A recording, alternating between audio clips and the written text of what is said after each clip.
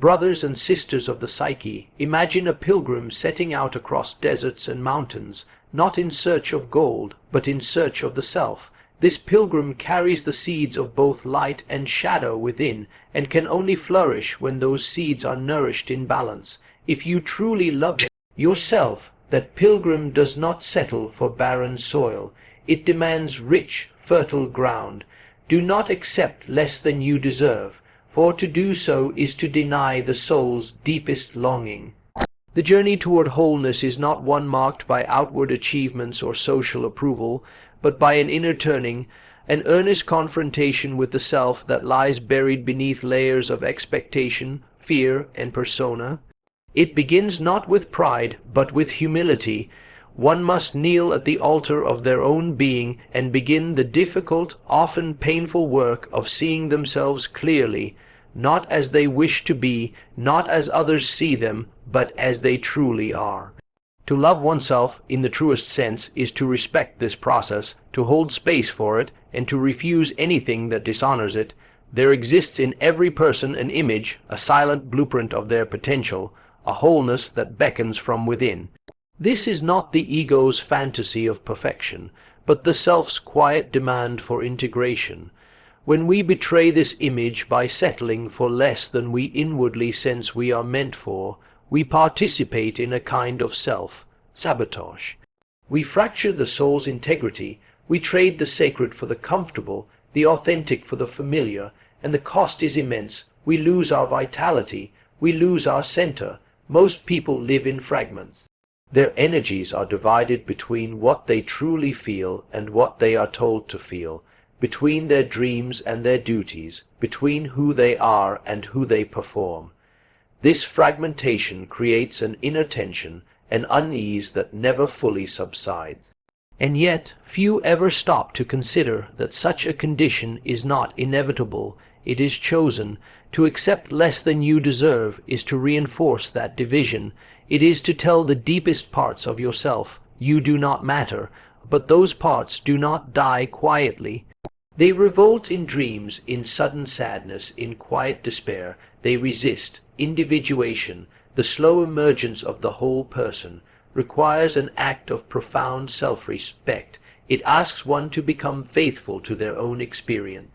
It demands an unwavering loyalty to inner truth. That may mean walking away from roles that no longer serve, from relationships that diminish, from situations that deny the soul its space to grow. Such decisions are not easy. They are rarely applauded, but they are necessary. Respecting oneself is not indulgence, it is alignment. It is the refusal to live in contradiction. When you accept less than you deserve, you create a dissonance between what you feel inwardly and what you allow outwardly. Over time, that dissonance corrodes the psyche. It breeds resentment, anxiety, and the sense that life is being lived through someone else's script. But when you begin to demand, quietly, not arrogantly, what your soul knows it needs, you begin to unify. You bring the outer life into harmony with the inner one. You begin to feel whole. This is not a sudden revelation, but a gradual unfolding. You learn to say no, not as a rejection of others, but as an affirmation of yourself. You learn to walk away not because you are unkind, but because you are becoming honest, and you begin to see that what you once called sacrifice was often self-abandonment. What you once called patience was silence. What you once called humility was fear. Loving oneself is not a feeling, it is a stance, it is a position of dignity toward one's own being. It does not mean thinking oneself superior, nor does it mean avoiding suffering. It means choosing not to betray yourself for temporary belonging. It means listening when something within says, "This is not enough," and taking that voice seriously, not because it is loud, but because it is true. In the end, self-respect is the cornerstone of the inner life. It is what gives structure to the formless. It is what allows transformation to take root, and it is what makes love possible, not the love that clings or demands, but the love that sees clearly and chooses still. When you love yourself enough to refuse what diminishes you, you begin to encounter the one within who was always waiting to be seen, the whole, real you, and that encounter changes everything. There is something ancient within each of us, something that watches, waits, and remembers. It is not created by our experiences, nor shaped by our preferences. It does not come from the world, and the world cannot take it away. It is the quiet center, the core that does not shift even as all else moves. This presence is not the ego, nor the personality we wear for the sake of the world. It is older, deeper, and infinitely more vast. It is the root of our being, the silent pattern from which the rest of us unfolds. This inner presence is not a concept or a theory. It reveals itself in symbols, in dreams, in inexplicable certainties.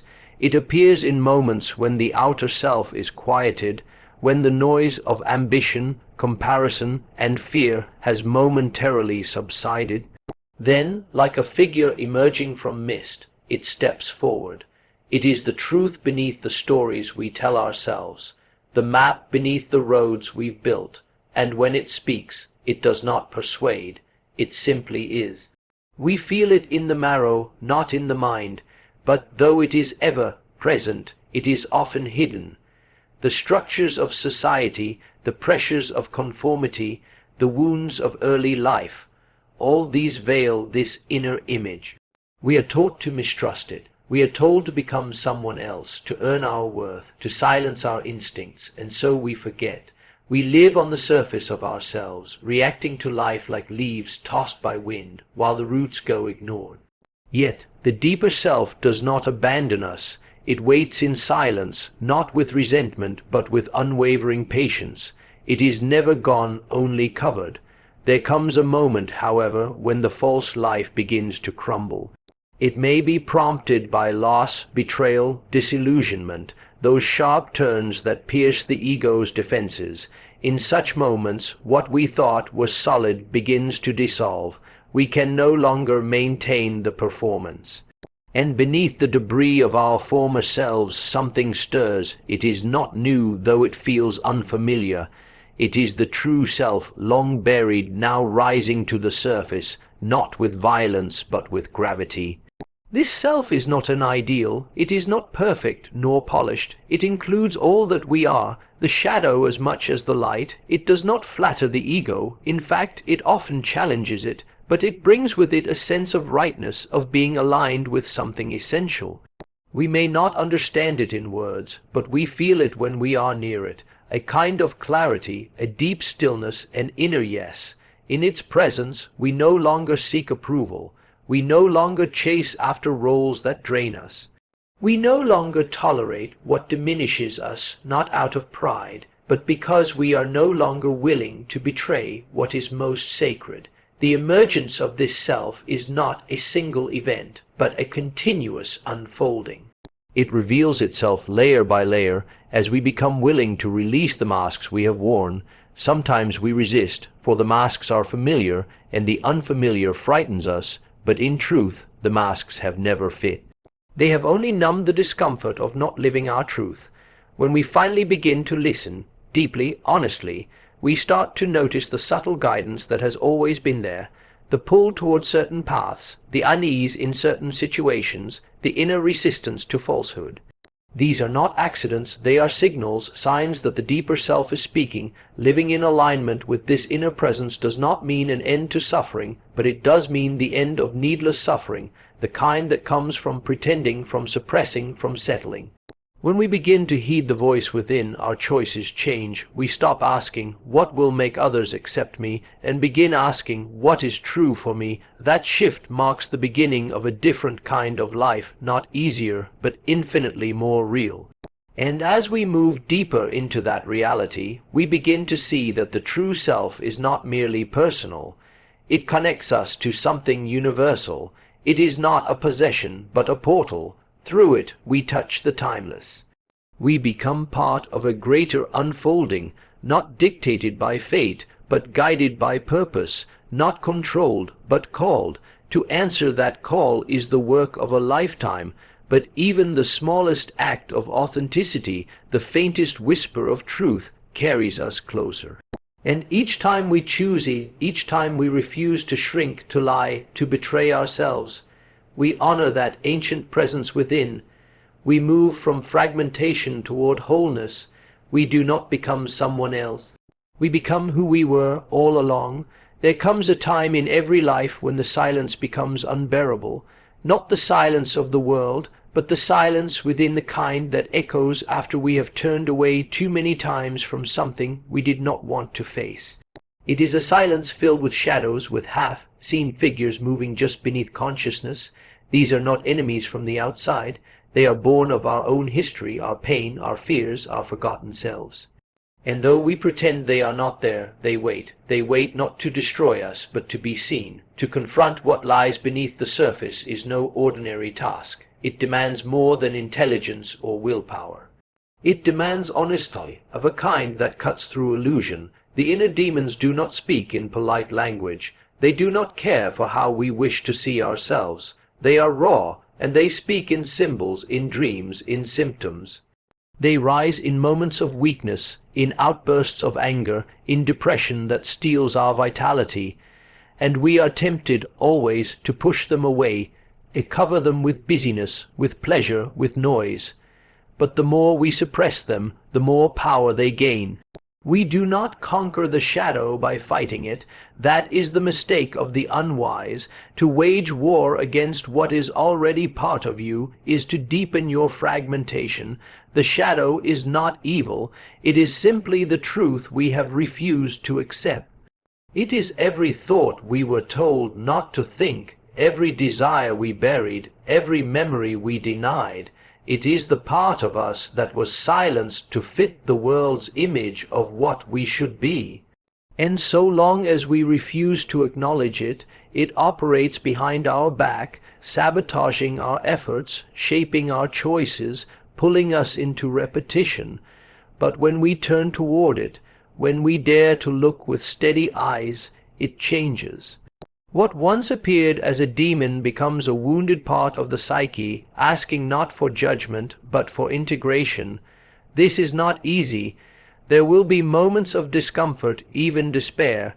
To see the truth of ourselves without the mask is to feel exposed, vulnerable. But this pain is not punishment. It is the necessary birth pang of becoming whole. The confrontation is not a single event. It is a practice, a way of living that chooses truth over comfort. At times it will feel like a descent, a going downward into the depths. You may lose your sense of direction. You may wonder who you are without your old defenses, but that is exactly the point. The old self must dissolve to make way for the real one, and in the darkness something new begins to stir. Not a perfected self, but a truer one, not without flaws, but without deceit. It is in this darkness that we find our greatest strength, not the strength that conquers, but the strength that endures. The ability to hold complexity, to live with paradox, to carry both light and shadow without being torn apart. When we stop dividing ourselves, we begin to heal. When we no longer fear the dark, it loses its power to control us. And what we once called a demon reveals itself as a messenger. We are not meant to be pure. We are meant to be whole, and wholeness requires that nothing be left out, not our anger, not our fear, not even our shame. Everything belongs. Everything has a place if we are willing to meet it with honesty. The moment we stop running is the moment transformation becomes possible, for in the heart of the shadow lies the key to the self.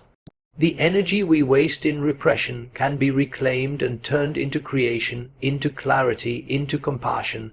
And so the task is clear, though never simple. We must go inward, not to escape the world, but to return to it differently. When we have met our own darkness, we stop projecting it onto others. We become less reactive, more aware. We see more deeply, not just into ourselves, but into life. And slowly the chaos inside becomes a kind of order.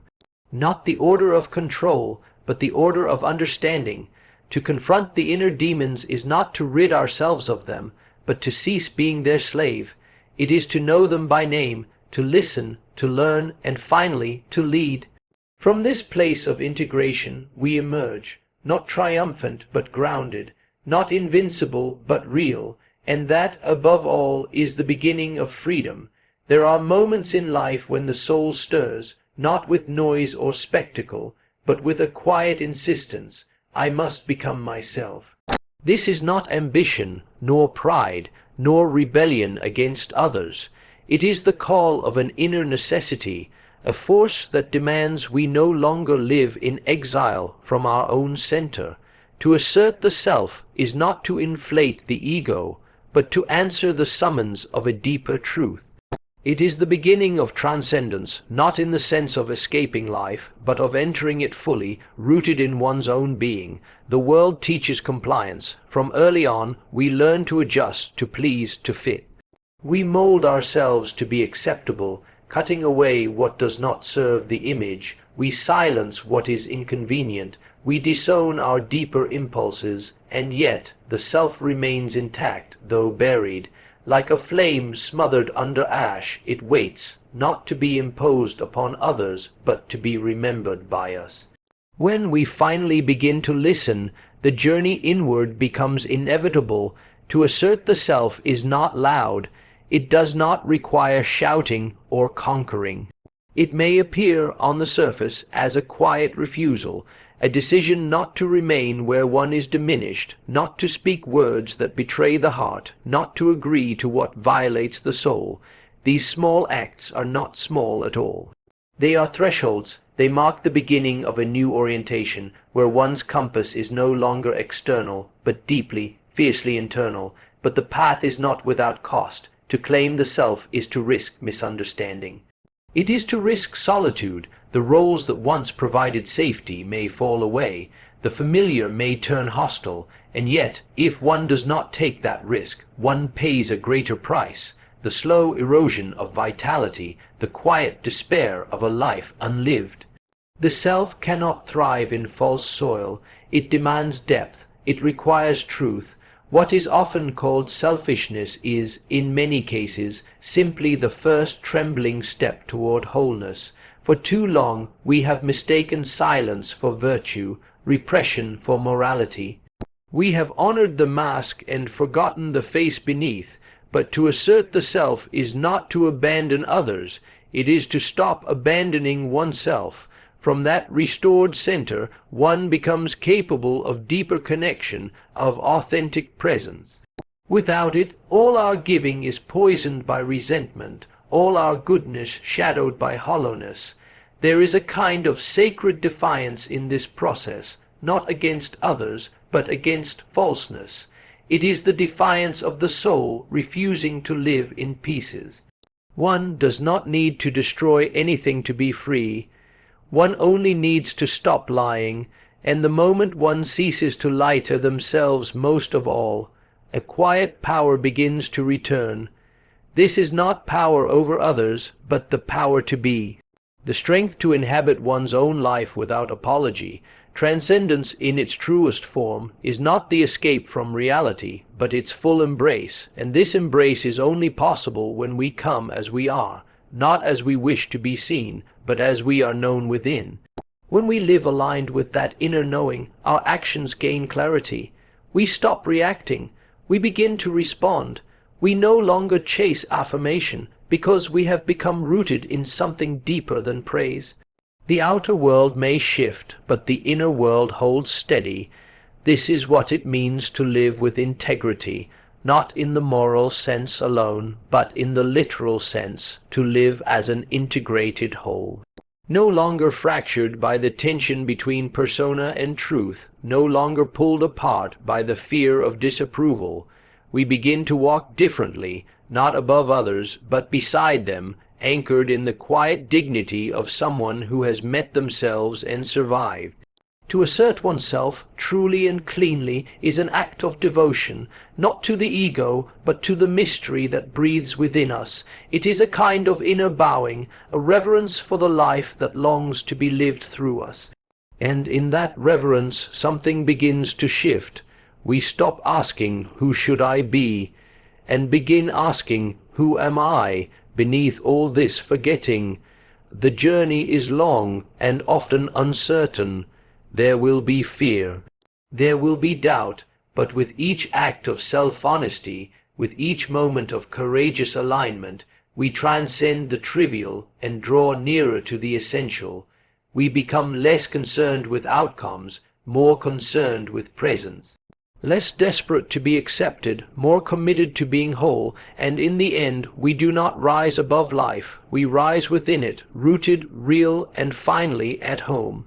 As you step away from these words and back into your daily life, carry with you this solemn commitment that the voice of the self in you demands no less than your full worth. Stand tall, embrace your wholeness, and let your life be the proof that you dared to accept what you truly deserve.